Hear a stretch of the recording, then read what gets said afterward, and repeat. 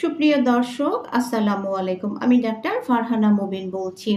আমরা অলমোস্ট সবাই জানি যে নিউবর্ন বেবিদেরকে রৌদ্রে দিতে হয়। কারণ তাদের বিলিরুবিন লেভেল বেড়ে যাওয়ার একটা আতঙ্ক থাকে এবং দেখা যায় যে শরীরটা যেন হলুদাভ হয়ে না যায়, জন্ডিস ডেভেলপ যেন না করে।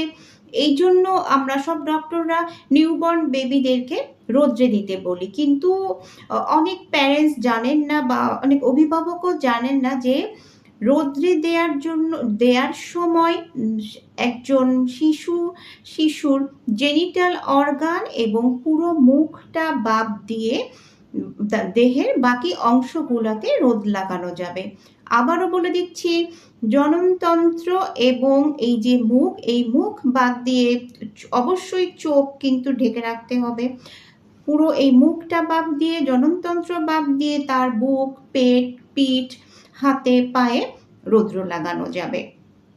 এর কারণ দেখা যায় যে এই জেনিটাল অর্গান এবং ফেস এই দুটো তো আসলে খুবই সেনসিটিভ জায়গা। এই জায়গাগুলোতে রোদ লাগানো যাবে না। আর অতিমাত্রায় কড়া রোদ না, সকালের যেটাকে আমরা মিষ্টি রোদ বলি সেখানে সেই রোদ্রে 15 থেকে 20 মিনিট দিতে হবে। আর যদি এমন হয় যে কোনো নবজাতকের ঠান্ডা লেগে আছে সেক্ষেত্রে মানে টোটালি তাকে দীর্ঘ সময় ওপেন অবস্থায় রাখা যাবে না, তাহলে আরও বেশি ঠান্ডা লেগে যেতে পারে। তবে অবশ্যই নিয়মিত রৌদ্রে দিতে হবে এবং সন্তানকে রৌদ্রে দেওয়ার সময় একজন মাকেও রৌদ্রে বসতে হবে। রৌদ্র আমাদের রক্তের মধ্যে ভিটামিন ডিকে খুব ভালোভাবে কাজ করতে সাহায্য করে।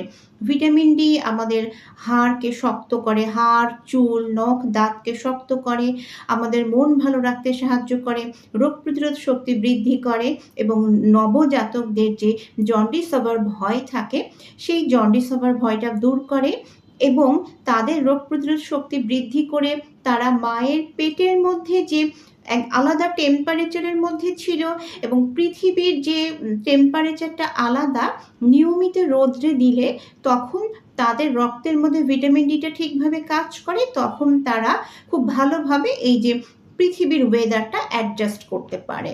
এই জন্য অবশ্যই খেয়াল রাখবেন যে নবজাতক শিশু এবং তার সাথে সাথে মাও যেন নিয়মিত রৌদ্রের মধ্যে যায়। তবে অবশ্যই অতিমাত্রায় কড়া রোদ কিন্তু না।